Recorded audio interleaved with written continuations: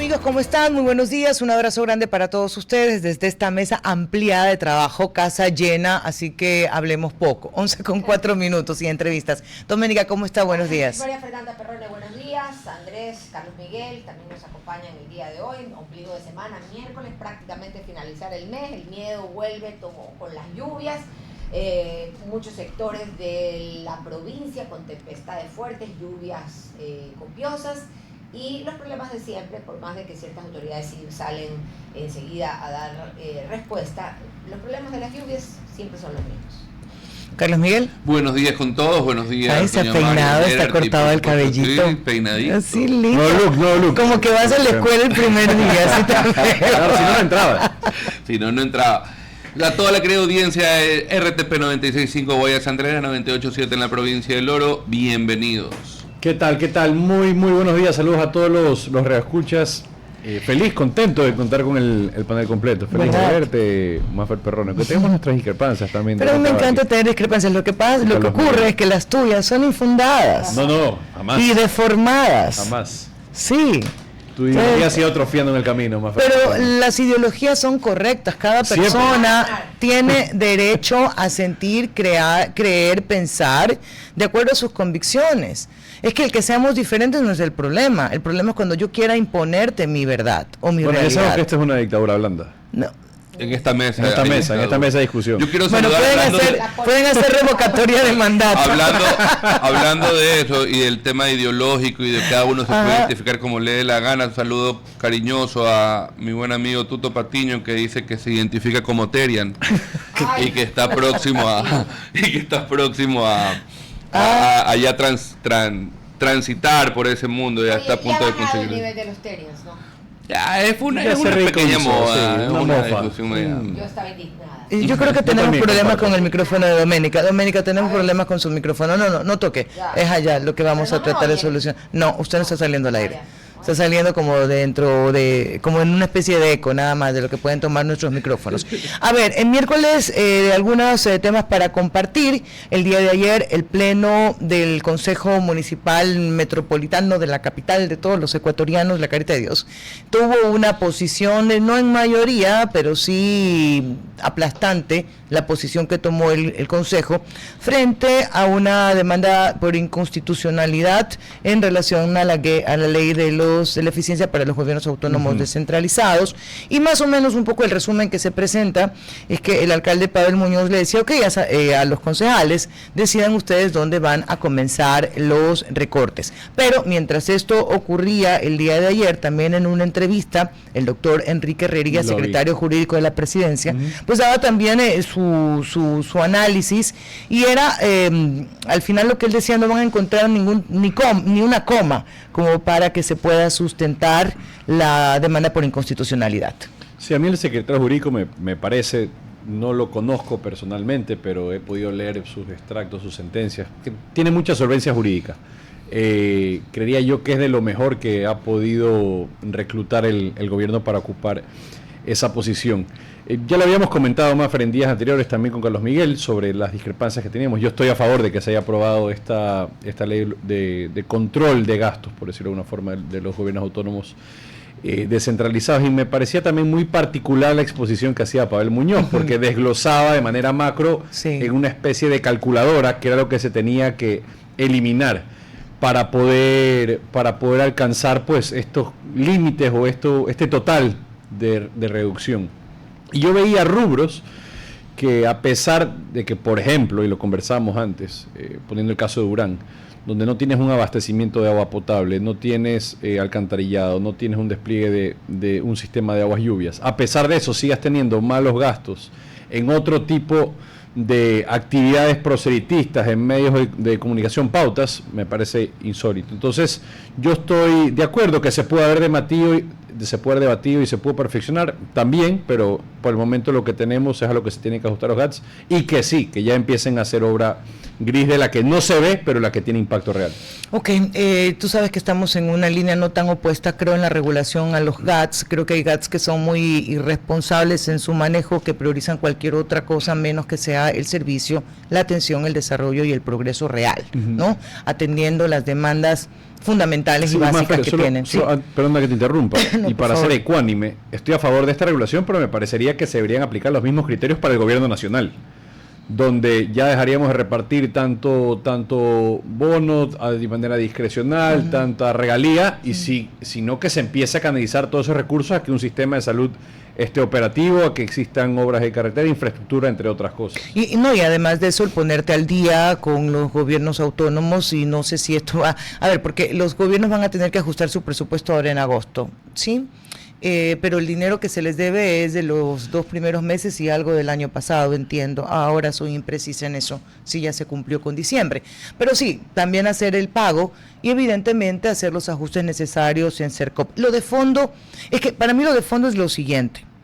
Los ciudadanos pagamos impuestos, los ciudadanos necesitamos servicios. ¿Se van a cortar servicios? ¿Sí o no? La obra de cemento siempre es la que necesita toda ciudad en un 70%. Son preguntas, ¿ah? ¿O son otras las necesidades dependiendo del cantón? Y por otra parte, si estos servicios se disminuyen, oye, el gobierno central va a tener la capacidad de poder cubrirlos, por ejemplo, en salud, que son mis mayores preocupaciones como ser humanito, ya como personita. ¿Se puede o no se puede? Porque al final de toda esta discusión jurídico, no inconstitucional, al final, lo que debería estar al principio es si los ciudadanos van a ser atendidos o no. El piponazgo, mal, de lado y lado. Inflar números, terrible, obras que no sirven, bonos que no se miden, si cumplieron el efecto o no, también es algo que se debe corregir. Eso por una parte, pero ¿por qué la mencionaba a pesar de que le hemos tratado tanto? Porque seguramente se convierte en el caballo de batalla, donde se pueden ir sumando algunos y dependiendo de lo que haga el gobierno nacional, evidentemente fortalecer su tesis. Es lo que tú dices, Mafer, no hay que analizar, pero hoy, por ejemplo, al candidato Páez enumerando esta planilla gigantesca de direcciones que tenía, por ejemplo, el municipio de Quito. El presupuesto de cultura del municipio de Quito, tomando en cuenta que hay otras direcciones, son casi 60 millones de dólares, que sería interesante también desglosar y ver los rubros que están incluidos dentro de estas carteras. No, y olvídate, vehículos para los concejales, claro. O sea, ya eso sí me parecía demencial. Y que perdóname. En esta ciudad se ocurrió esto, donde los concejales eran los dueños de los vehículos, donde las calles se entregaban a privados, y esto ocurrió en la época del Bucaramato. No podemos olvidarnos de la historia de Guayaquil y de los abusos de los municipios o del municipio de Guayaquil en esa época. Y lastimosamente existen cargos, o en un desglose que hace Andrés Páez particularmente, lo que decía Andrés respecto de los gastos de directores, del puesto inventado, del puesto, donde, claro, es verdad, no es que ganaban una millonada, pero los sueldos iban de $2.000 para arriba, cuando tú puedes potenciar por ese puesto, contratar a 4 personas para que asistan en la parte técnica que corresponde. No te digo inflar la nómina municipal o inflar la nómina de un GAT parroquial o de un GAT provincial, pero definitivamente tiene que haber control. Hay municipios que el 90% de su presupuesto se va en gasto corriente, entonces estamos hablando tienen una cantidad inflada de gente absurda o innecesaria conforme a la población que existe, están llevando obra al pueblo, y claro, nosotros saltamos por, digamos, entre comillas, los municipios más grandes, Cuenca, Guayaquil, Quito, que son los alcaldes que, digamos, más han salido a reclamar en este caso puntual. Pero vámonos a los cantones pequeños y vámonos a hacer el análisis del gasto de lo que pasa en Machala, lo que pasa en Pasaje, lo que pasa en Santa Rosa, en Esmeralda. O sea, a lo que voy es que sí, es verdad, hay riesgo, o en teoría, porque la ministra de Gobierno ha dicho en una entrevista el día de ayer que no se va a tocar presupuestos, ni servicios sociales, ni nada por el estilo, pero yo sí creo que es momento de que los municipios entren también al control del gasto. No puede ser posible que haya más gasto en eventos culturales, entre comillas, que termina siendo traer a Jerry Rivera, que vive en Sauces 3, a que cante en todas las fiestas de todos los pueblos, a hacer las obras básicas, alcantarillado, dragado de ríos, utilizar lluvia, que es lo que estamos viendo en este momento. Pero los servicios sociales también representan gastos administrativos, pero más allá existe los datos, los parámetros para poder medir la eficiencia y crecimiento de los gobiernos autónomos descentralizados. Pues tienes ahí una base que es agua potable, alcantarillado, que ya de por sí te dice que tienes lo más básico. Pero ¿sabes dónde tú puedes ver que existe este problema? En una de las competencias exclusivas municipales, que es el agua potable.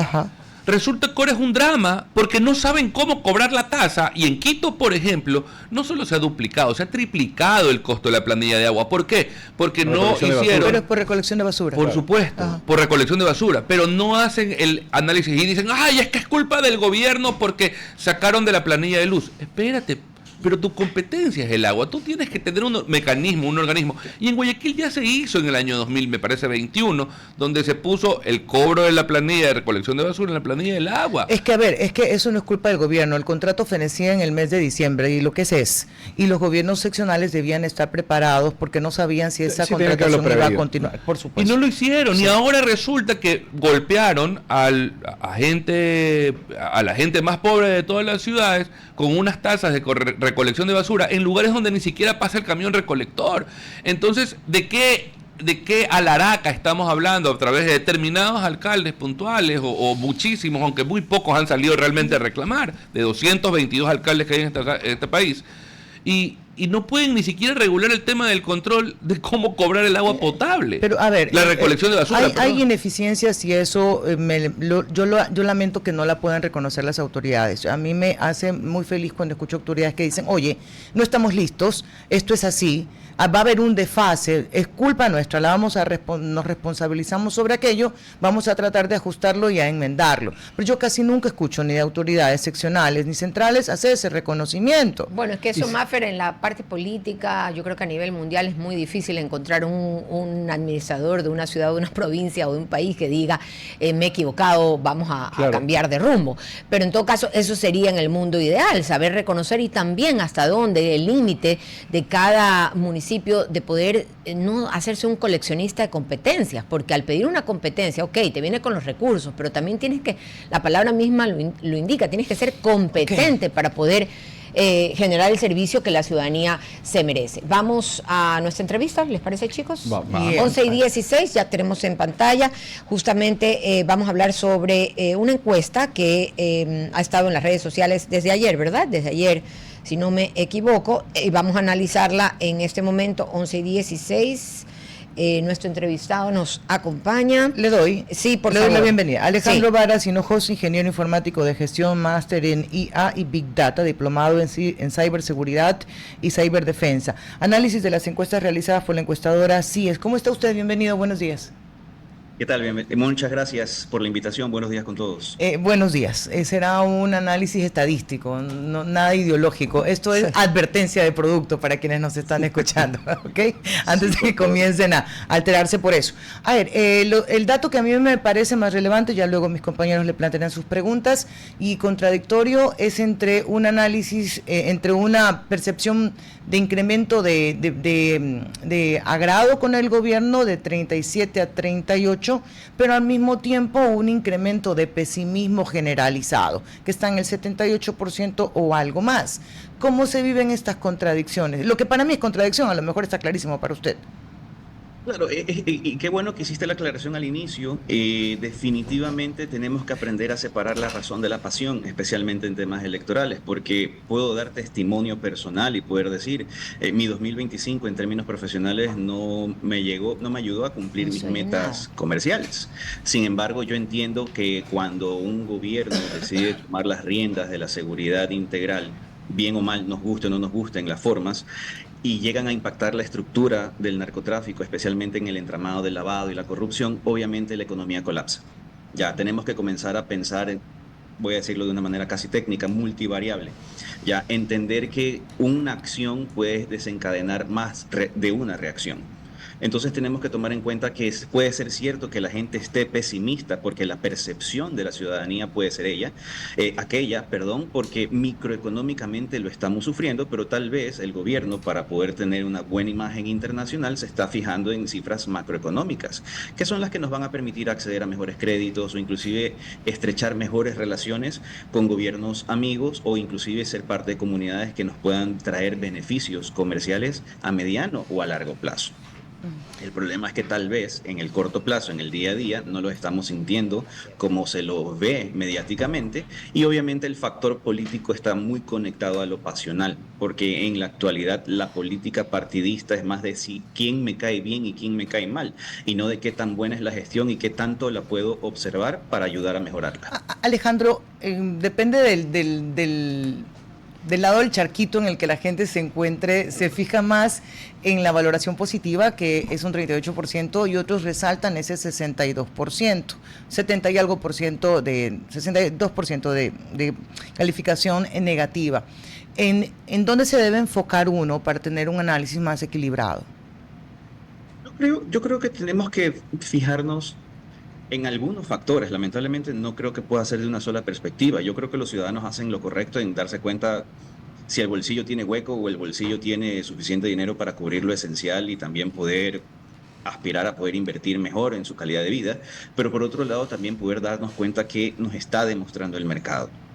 Yo sí les puedo decir que, por ejemplo, existen muchas cifras que también se han publicado tanto por expertos en el sector financiero, en el sector comercial, que hablan que el sector del comercio o el retail en general está bastante bien a pesar del pesimismo que se está demostrando en esa estadística, y que inclusive ya hay ciertos niveles de oferta de servicios financieros dirigidos a los créditos de consumo y similares que también están volviendo a incrementar, lo que demuestra que existe suficiente dinero en el sector financiero y en el sector privado como para que los ciudadanos puedan financiar sus actividades o sus operaciones. Entonces, yo creo que aquí es nuevamente, ¿no? Sí, definitivamente estamos pasando tiempos bastante duros, no voy a decir oscuros, sino duros, en los que los ciudadanos tenemos que darnos cuenta que mientras más pidamos a las autoridades que ataquen a la delincuencia organizada que nos aterra en la calle, pero que también se han apoderado de ciertas estructuras públicas y privadas, van a haber consecuencias como estas. Entonces, sí vamos a tener que darnos cuenta que quizás estamos en la época en la que nuestro trabajo nos va a obligar a triplicar esfuerzos para ganar lo mismo que ganábamos antes, solo para poder ver si las acciones en materia de seguridad, porque me quiero enfocar principalmente en ello, nos van a permitir poder conseguir la tranquilidad que tanto esperamos después de atacar el problema, porque la situación también se da porque en este momento, al menos si confiamos en la comunicación del gobierno, sabemos que están haciendo acciones dirigidas hacia la contra la delincuencia. Y eso lamentablemente trae implicaciones que nos afectan en las finanzas y también en la tranquilidad de la ciudadanía, porque la gente no sale a los restaurantes como antes, la gente no va a los centros comerciales como antes, por el temor de que los paren en el carro, los asalten o inclusive cosas peores. Sí, Alejandro, buenos días, Andrés Merino. Ya sabemos que la inteligencia artificial ha venido acá a revolucionar y a cambiar por completo el modo en que nosotros inclusive manejamos nuestros modos de vida. Tomando en cuenta lo que mencionas, hablando de la inseguridad, y si pudiéramos poner un medidor del 1 al 10, ¿qué tanto le falta al gobierno para poder implementar estos mecanismos o estas nuevas tecnologías de inteligencia artificial para, uno, luchar de manera más concentrada, más directa, más eficiente contra la delincuencia, y dos, también para inclusive automatizar procesos al interior del gobierno que lastimosamente hoy están cooptados por esa misma delincuencia organizada? Claro, y gracias por tu pregunta, y definitivamente la respuesta va desde la parte final de tu pregunta. Primero tienen que desarticular todas estas bandas o grupos organizados que están dentro de las instituciones para que se pueda implementar cualquier medida, porque si tú implementas una herramienta tecnológica con personal corrupto, simplemente es una nueva herramienta para la corrupción. Entonces, la tecnología existe. Los procesos de contratación, bien o mal, por más difíciles que puedan llegar a ser, permiten este tipo de adquisiciones. Sin embargo, si no descubrimos quiénes son los que no permiten la factibilidad de este tipo de acciones, no vamos a poder ver si la inteligencia artificial nos puede ayudar contra la delincuencia. Sin embargo, recordemos también lo que el gobierno ha tratado de decir algunas veces, ¿no? Que su análisis de datos de manera conjunta entre instituciones es la que está permitiendo descubrir ciertos hechos que algunos son mediáticos y algunos seguirán en investigación. Alejandro, cuando uno hace estas lecturas estadísticas, obvio va a revisar toda la ficha, ¿no? Dónde fue ejecutada, el tiempo, qué sucedió justamente en esos días, que pueden ir marcando una variable. ¿Algún hecho particular que haya influido en cualquiera de las dos calificaciones? Que claro, esta encuesta fue más profunda, habló también sobre los alcaldes, sobre los seccionales, pero quisiera enfocarme en eso. ¿Algún hecho relevante que tú digas, ok, esto puede ser por... Bueno, esto supuestamente fue hecho el 21 y el 22 de febrero. Eh, existen algunas, creo que en este momento hay demasiadas incidencias que podríamos tomar en consideración. Ok. Yo creería que toda la situación que se conoce en medios respecto a los proyectos de ley, respecto también a lo que se ha dado ocurriendo con ciertas instituciones seccionales, hace que también la ciudadanía desarrolle una percepción momentánea, porque nuevamente ahí sí me vuelco de nuevo al análisis político partidista, ¿no? Muchas veces la ciudadanía y el electorado principalmente lo que hace a la hora de desarrollar un criterio o una opinión es muy inmediatista y muy visceral. Ya tanto así que prácticamente esperan que un gobernante, cualquiera que sea, sin importar la ideología, debe responder y crear obras o ejecutar obras tan rápido como cuando pedimos una pizza a domicilio. Y tenemos que recordar o deberíamos volver a desarrollar este criterio de pensar a veces un proyecto a favor de la ciudadanía debe verse a largo plazo. Claro. Tal vez el resultado no lo veré yo, tal vez el resultado lo verá mi hijo o en el caso del Ecuador, mis nietos. Claro, Alejandro, lo que ocurre es que cuando están en campaña nos ponen todo que es soplar y hacer botella. Uno escucha las intervenciones del hoy presidente y en un año había una reducción de la mitad de los delitos y que en el segundo año pues iba a llegar a cero. Entonces tú dices, ok, si es posible y ya va sobre un poco esa expectativa. ¿Qué hace que las personas cambien de posición? Replanteo. La inseguridad tiene un componente de percepción, pero esta percepción puede ser positiva y negativa. Si yo percibo que hay más acción, seguramente disminuyo mi preocupación sobre la inseguridad porque aunque no se haya reducido, pues estoy viendo que eventualmente podría ser. En este caso, de esa percepción, ¿qué podemos hablar? Bueno, yo creo que eso también lo pudiésemos sondear de manera empírica con ciudadanos de un sector socioeconómico alto que tal vez pueda darse el lujo de comer en algún lugar, en algún restaurante o en algún centro comercial sintiendo esa percepción de seguridad. Y lo mismo preguntarle a alguien de un sector de clase baja o inclusive que vive en algún sector urbano marginal que no pueda ni siquiera salir en ciertos horarios porque o los van a intentar vacunar o peores cosas. Yo sí creo que tenemos que comenzar a ponderar la percepción tanto por estrato y ubicación geográfica de los ciudadanos, como también por los incidentes delictivos que ocurren en todo el país, y para hacerlo con un muestreo más sencillo en la ciudad, porque una cosa es que todos nos hayamos asustado con el incidente de Mocolí, donde pues ejecutaron a cierto operador de los grupos delictivos, y otra cosa es que ya nos mal acostumbremos a decir es que en ese sector la delincuencia es tan elevada que es normal que pase. Okay. Yo creo que la falta de sensibilización en espacios donde las papas queman, por así decirlo, hace que las personas tengan una percepción sumamente sesgada de dónde ocurren los actos delictivos. 38% es alto. Es alto luego de algunos años de gestión, de críticas abiertas al presidente, de leyes aprobadas, de los viajes cuestionados. ¿Qué hace que se mantenga todavía esa calificación positiva? Yo pienso que... Que espere, antes de que la gente se alarme, no es que digo que deben cambiar, quiero entender nada más. Sí, no, ahora tenemos que hacer una con aclaración. ¡Horrible! Horrible. Antes de declarar. Ya voy a hacer algo correcto. en el programa. Advertencia, esto no es ideológico, esto es informativo Sí. nada más y opinión. Claro, una nota al pie después de la Exacto. conversación. Sí, yo estoy de acuerdo. Yo les voy a decir algo, ¿no? Más allá de que mi experiencia personal, al menos el año pasado, no haya sido muy agradable en términos profesionales, sí les puedo decir que yo digo, si el presidente está a cargo y ha prometido hacerse cargo de la delincuencia, que es el factor decisivo para que se invierta o no en alguna actividad empresarial, porque sin seguridad nadie puede trabajar, mi opinión es, hay que seguir apoyando al presidente a veces, inclusive cuando no nos guste la decisión inmediata, porque eso de andar cambiando presidentes tampoco nos va a generar estabilidad. Ya miren lo que está pasando en Perú, y estamos a un par de kilómetros de distancia. Ya van más de 10 presidentes, creo yo, y los pobres niños de escuela ya no van a saber qué estudiar en historia de su país. Pero yo sí creo que lo Va a que ser el debemos estudio hacer más es... rápido de presidentes, 8 Exactamente. en cortísimo tiempo. Exactamente. Entonces lo que yo creo es, nos guste o no, porque yo también me he desarrollado profesionalmente en economías donde el presidente no era de mi agrado y yo nunca lo elegí, pero me di cuenta que podía arreglármelas para poder salir adelante a pesar de ciertas condiciones que me desfavorecían como emprendedor.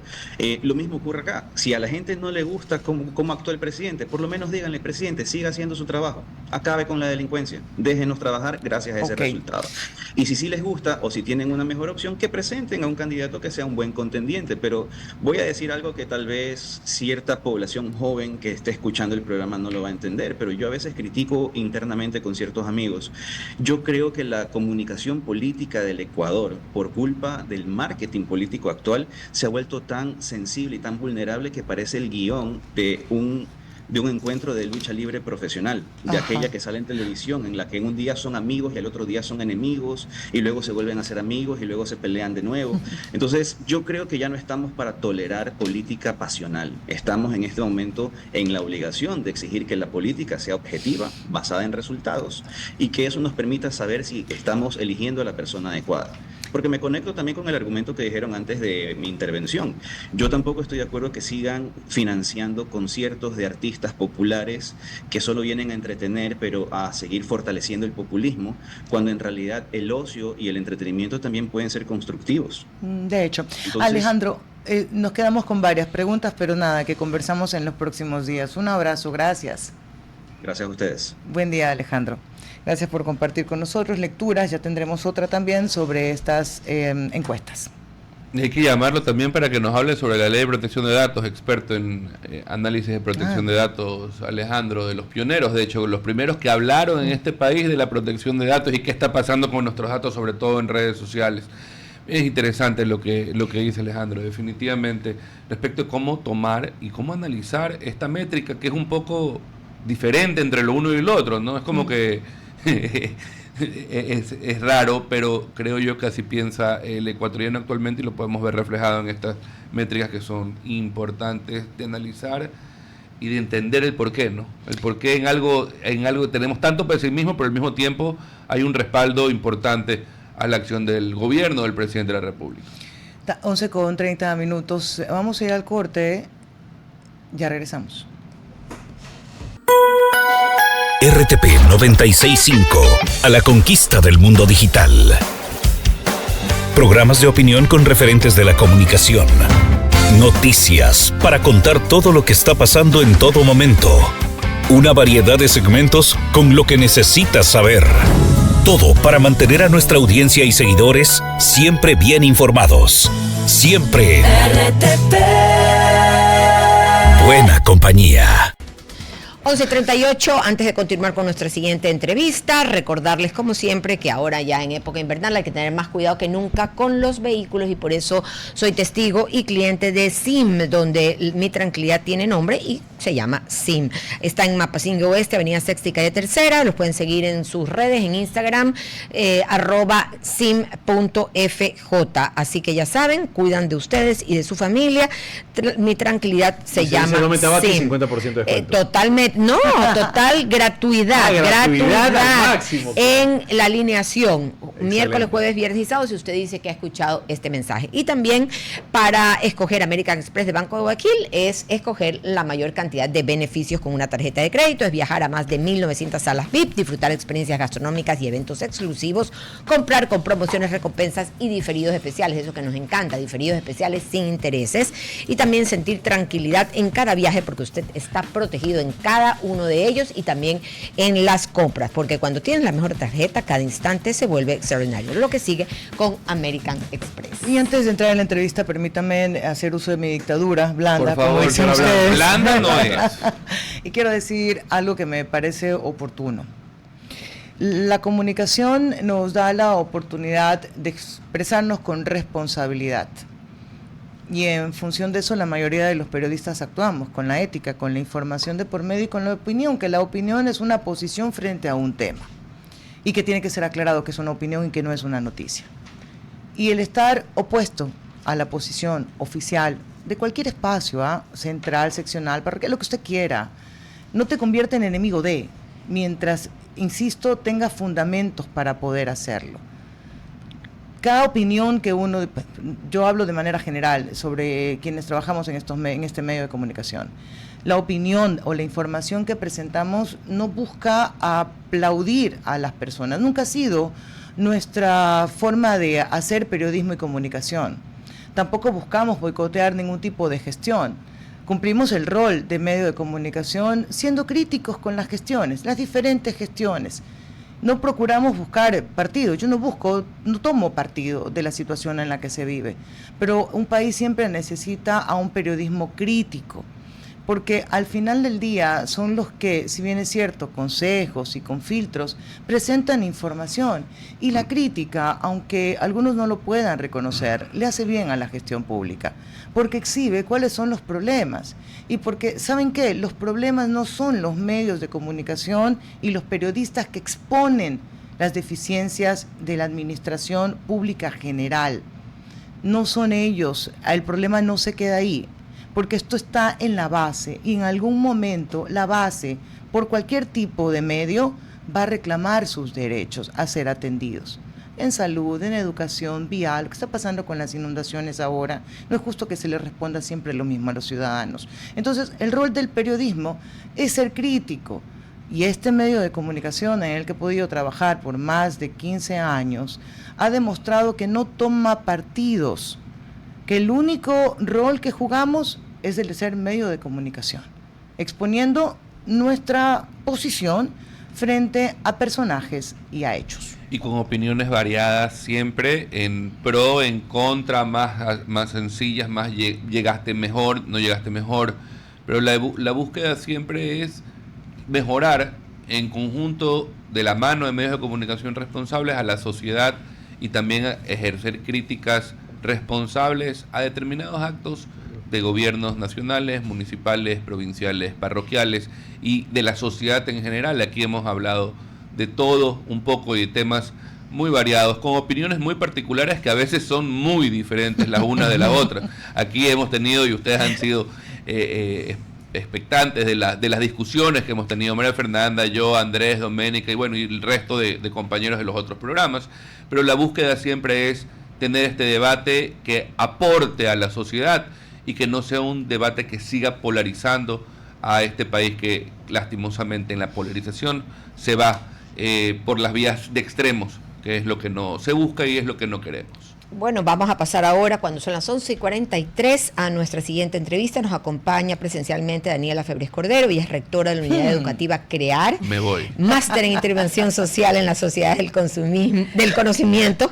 La pueden seguir también en sus redes sociales. Vamos a hablar sobre la educación virtual en los contextos actuales, la seguridad, el incremento de la tecnología. Daniela, qué difícil lograr esto con los chicos. Te compadezco. Sí. Te compadezco, porque si uno en su pequeña esfera, no en su casa, es difícil, mucho más en una institución educativa. ¿Cómo lo logran? Sí, la verdad es que sí, un gusto estar con ustedes primero que todo, y sí, la verdad es que es un desafío. La educación de por sí, hoy por hoy, es un desafío. Y en entornos virtuales, en los contextos en el que vive el Ecuador, es aún más complejo. Pero lo importante y lo que me encanta como de esta modalidad virtual es que no solo brinda como esta oportunidad de que obviamente existan otros espacios educativos, sino que también se adapta a una realidad que no solo está viviendo Ecuador, no solo está viviendo la región, sino que cada vez más nos vamos hacia una educación virtual, y es garantizar el acceso a la educación. Yo siempre digo que la educación no es una opción, es un derecho, y tomando en estadísticas y digamos que la situación en la que vivimos, son más de 72,000 estudiantes que han salido del sistema educativo solo por violencia. Estamos hablando que hay más de 200,000 que desertaron. Y entonces estas opciones de la virtualidad hay que ir rompiendo paradigmas. Y hay otros que están, pero sin conocimiento, porque pasaron por el aula, porque al final parece que la evaluación del nivel de educación solo está por cuántos van, por cuántos se van, sí, pero no qué tanto se aprende. Sí, y sobre lo que dices, María Fernanda, ¿cuál es la nota? ¿Sacaste 10 sobre 10, 8 sobre 10? Pero ¿estás realmente listo para lo que te lo que te va realmente a deparar la vida. ¿Estás listo para aplicar las matemáticas cuando vayas a una tienda? ¿Y cómo hacen, Daniela, realmente para evaluar ese aprendizaje en los entornos actuales? Es un desafío porque para nosotros tiene que ir más allá de lo cuantitativo. No solo es cuánto sacaste, sino también estas competencias, que siempre hablamos de competencias y obviamente cuando estamos en el ámbito educativo dices, bueno, pero ¿qué es la competencia? Y es que tú cuando salgas del colegio, ¿verdad? Nosotros siempre nos ponemos este ejemplo, viste fracciones. En la vida real, ¿cuándo aplicas esta fracción? Esa es la competencia con la que tú tienes que salir del colegio. ¿Cuándo tú puedes aplicar o no las matemáticas? ¿En qué momento? Y aquí viene la parte, y respondiendo a tu pregunta, Doménica, y es que hay que trabajar también justamente en la parte cualitativa, en estos desarrollos constantes, estas evaluaciones constantes que no solo tiene que radicar en la nota del estudiante, porque la nota del estudiante va a estar ligado a un sinnúmero de cosas, a cómo estás en la familia, si tu papá y tu mamá se pelearon, si es que estás atravesando un tema de bullying, un sinnúmero de cosas que afecta. Ese aspecto psicológico, ¿no? No, solo es que me llama la atención porque esos datos que dan son escalofriantes y muy preocupantes sobre la deserción motivado pues por la inseguridad que hay en el país. Pero si eso lo alineamos a la desconexión que existe, sobre todo en la realidad legislativa y realidad mundial, porque en ciertas partes del mundo ya se ha legislado a favor de limitar el uso de recursos tecnológicos. Correcto. A partir de 15 años entiendo que no se puede usar ni el celular ni otros elementos. Entonces, ¿cómo compaginamos esto si es que en Ecuador se llega a aprobar? Porque entiendo que eso está en discusión en este momento de la Asamblea Nacional. Ahorita es el uso de redes sociales lo que está en discusión. Okay. De hecho, hace ahí una aclaración que no para plataformas educativas ni ningún programa que tenga control parental. Correcto. De hecho, la normativa del Ministerio de Educación en temas de uso de equipos tecnológicos se emitió el año pasado. ¿Y cuál es la diferencia? No es que reduzcamos el uso de teléfonos celulares, es para qué vamos a utilizarlo en el entorno escolar. Y esto se ha aplicado en Brasil, se ha aplicado en Francia. ¿Y cuál es el tema? Si ustedes, en nuestra época, ¿qué hacíamos? Nosotros era recreo y salíamos a conversar, salíamos a hablar. Peloteo, las chicas, no sé, conversar, lo que sea. No, también peloteaban algunas. Pero Ligas, jugaban con las ligas. O también con las ligas, lo que sea, en fin. Pero ahora, ¿qué es lo que se veía? Los recreos, todas las personas con los celulares. O en las clases, de repente estaba tu profesor y de repente estaba sacando el celular. No es no utilizar los aparatos tecnológicos, sino saber enseñar a nuestros estudiantes para qué utilizar, en qué momento. Hay momentos y momentos. Hay momentos que tienes que utilizarlos, hay momentos que no. Y los tiempos que son Así vitales es, también. así es. Daniela, cuando tú tienes una evaluación cuantitativa, cada número tiene, digamos, una representación dentro del aprendizaje. Sí. Pero cuando haces esa evaluación cualitativa, ¿cómo la haces? Porque recuerdo que cuando, y a lo mejor estoy comparando peras con manzanas, peras con nabos, para hacer más grosera la comparación. Recuerdo que cuando ingresaban a la universidad, se cambió el método cuantitativo por el cualitativo. Correcto. Por esta desventaja que venían los chicos de las escuelas y colegios fiscales. Sí. ¿Cuáles son los parámetros que se consideran? A ver, hay parámetros establecidos, digamos que regulados y digamos que los mínimos que todas las instituciones educativas deberíamos cumplir, porque es obviamente una normativa nacional que tenemos que seguir, pero cada institución educativa, en este caso nosotros obviamente como una institución educativa particular, también tenemos nuestros propios lineamientos. Y básicamente la parte cualitativa se identifica por estos aprendizajes que han captado. Ojo, no está definido en la nota, sino por ejemplo, durante todo el proceso educativo, hablemos de trimestres, si Daniela está en quinto de básica y ella al finalizar, ¿verdad?, el trimestre, tiene que haber aprendido y tuvo que haber demostrado a través de sus tareas, a través de sus exposiciones, que tiene un conocimiento sobre las multiplicaciones. Perfecto, pero no me estoy basando en cuánto sacó, sino en la aplicación de eso. Y pregunto, ¿están los profesores, ya sea de manera virtual o presencial, listos para hacer esas valoraciones sin que termine de ser subjetivo? No sé. O sea, nunca me gusta generalizar, pero yo creo... Pero hay estándares que van midiendo. Correcto, yo creo que de por sí hay una normativa robusta en estos parámetros cuantitativos y cualitativos que evidentemente nos exige el Ministerio de Educación, pero sí creo que hemos avanzado mucho más y cada vez más vamos hacia la parte cualitativa, tomando en cuenta la reforma que hubo justamente en estas inserciones curriculares desde el ámbito público a lo particular, donde ya incluimos, no es una materia, es una inserción curricular, es decir, que se ve en cualquier materia del tronco común de la currícula, la parte socioemocional. Eso antes no existía. Entonces, la tendencia educativa ya no solo se va a enfocar en la nota, sino realmente como en este avance cualitativo del estudiante, si pudo adquirir realmente todas estas destrezas sociales que son tan necesarias, y en la virtualidad eso es un desafío para nosotros. Claro, que quizás el primer acercamiento que tuvimos a eso fue en la etapa del COVID, que nos obligó y de ahí seguramente sacaron conclusiones de qué faltaba durante la clase para no perder ese contacto entre los chicos. ¿Qué se aprendió? ¿Qué se modificó? Se ha aprendido hartísimo porque todavía sufrimos vacíos de la pandemia.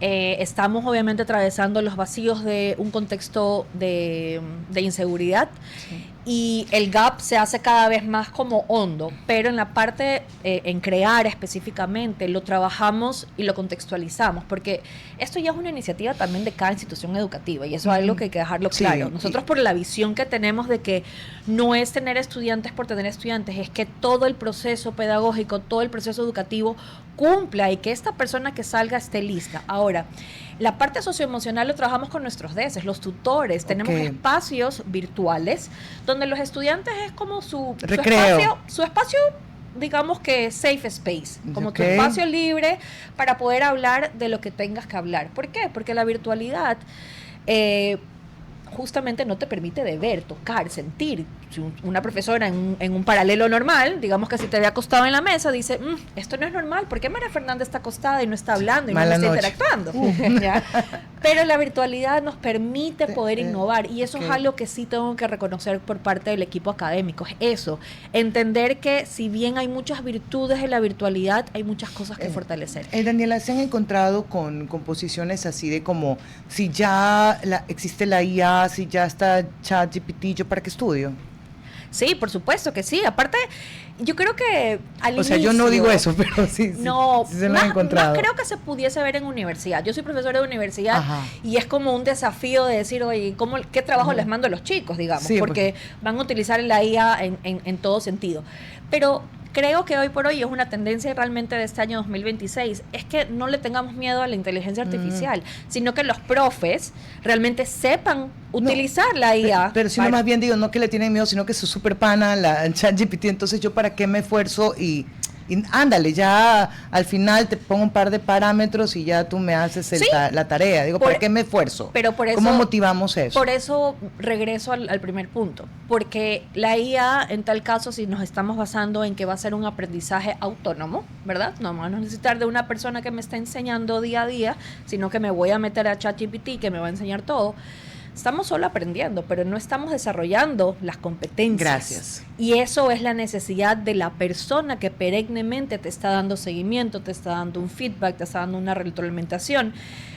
Para eso es la parte humana. Y para eso ustedes están capacitando también a sus docentes, porque sin duda ya la inteligencia artificial no se va a ir. Sí. Yo creo que para todos ha sido una herramienta de gran ayuda, y hay que simplemente incluirla con ciertos parámetros y límites. Por supuesto, es que todo es adaptable y la tecnología es así. Antes jamás nos hubiéramos imaginado que no íbamos a utilizar un diccionario de físicamente y que íbamos a meternos en Google y Google nos iba a lanzar todo lo que significa una palabra. Es adaptarnos a los contextos, y al inicio siempre es como nos va a reemplazar, pero realmente en la práctica no es así. La IA ya es parte también de nuestras vidas. Nosotros utilizamos muchas herramientas de IA, de seguimiento de las técnicas que implementan nuestros docentes dentro del aula de clase, lo cual para nosotros es fantástico porque nos lanza un dashboard y yo sé qué profesor utilizó qué técnicas, cuántas muletillas, cuánto tiempo se demoró, cómo va mejorando. Entonces, la virtualidad en crear realmente para nosotros es una maravilla. Son más de 1,000 estudiantes que tenemos, ya 4 promociones, y realmente la idea es esa, que siga siendo una opción ante las realidades que vivimos. Y aquí yo quiero acotar algo, Daniela, en el tema de educación, no solamente estamos hablando de educación primaria y secundaria, ¿correcto? Correcto. Pero aquí no solamente estamos hablando de niños entre los 4 y 18 años o 17 años, estamos hablando de personas que no han terminado su bachillerato, estamos hablando de personas que tienen 40, 50, 60, y yo imagino que vas a tener casos puntuales de personas mayores inclusive, que tienen esta oportunidad de poder aprender y terminar sus estudios en una modalidad online en el colegio CREAR en este caso particular, y en todas las otras alternativas que seguramente seguirán abriendo en el camino. Es importante esto porque hay mucha gente de escasos recursos o que no tuvieron la oportunidad o que no había acceso inclusive a la educación, que hoy la tienen en oportunidades como esta. Me quedo con esta frase, de verdad que la voy a mandar a hacer en grande, porque al final estás aprendiendo pero no desarrollando competencia. Me encantó, profunda. Daniela, muchísimas gracias. Gracias a ustedes. Daniela Férez Cordero. Gracias. Y el ñaño no se pudo aguantar en mandar el comentario. Me dijo que no iba, pero ahí está. Está bien. Gracias, Daniela. Nos vamos Muy a despedir, bien. no sin antes recordarles que escoger American Express de Banco X es escoger más beneficios, viajar con acceso a más de 1.900 salas VIP, disfrutar experiencias gastronómicas y eventos exclusivos, comprar con promociones, recompensas, diferidos especiales, sentir tranquilidad en cada viaje, en cada compra, porque estás protegido, porque tienes la mejor tarjeta. Cada instante se vuelve extraordinario lo que sigue con American Express. Y también lo que sigue es que usted chequee su vehículo y vaya a SIM Talleres SIM Mantenimiento Automotriz en Mapasíngue Oeste, Avenida Sexta y Calle Tercera. Los pueden seguir en Instagram SIM_FJ y en todas sus redes sociales. Si ustedes van y dicen que han escuchado este mensaje, van a tener una alineación gratuita los días miércoles, jueves, viernes y sábado. No dejen esta oportunidad. Yo soy testigo y cliente de SIM y mi auto y el de mi familia, todos están garantizados con los mejores trabajos de talleres en SIM FJ. Los invito a tener tarea para mañana, para los que vienen mañana, a ver si revisamos el discurso del presidente Trump. Porque yo quiero hablar de esta vaina de las horas suplementarias que salen diciendo. Ya, a ver, mañana. ¿Está vigente o no está vigente? No está vigente. ¿Ya está vigente? No está vigente. El acuerdo ministerial dice, sin prejuicio su publicación en el registro oficial y hecho en ley significa que está vigente. Mañana con eso. Pero ahí me porque parece que puedo aplicar o no. Si no, no hay mañana, chicos. Y aparte no es viejo, por si acaso, está desde el 2020. No, pero, mañana. A ver, ¿está vigente o no está vigente? No está vigente. ¿Cómo no? Hasta aquí, Cuarto Piso. Control Master Marisela Basantes. Transmisión digital Gerardo Díaz. Coordinación de entrevistas Diana Raimondi. Redes sociales Erika Eras. Edición Oscar Saavedra. Dirección Javier Gamboa. Todos los derechos reservados. RTP 2026.